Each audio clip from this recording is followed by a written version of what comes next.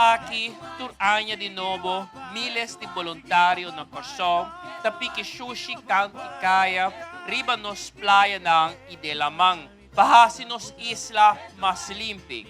Com a apertura aqui, governo que mostra seu apreço para tour e voluntário ng tanque na Kunukuman e seu team, Curaçao Cleanup, Fundação Unicorsão e tour cidadano que está se esforço não somente ave, pero sempre para limpiar e cuidar Corsão.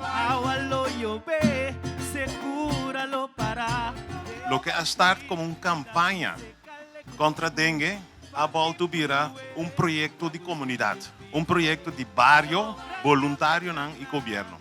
Para 2025, nós decidimos startar o projeto Trove de Com, mas nós não chegamos ainda.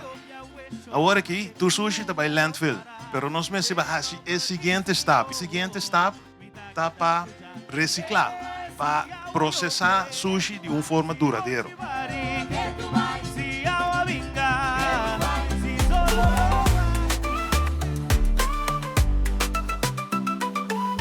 Tipo pavo, cubo.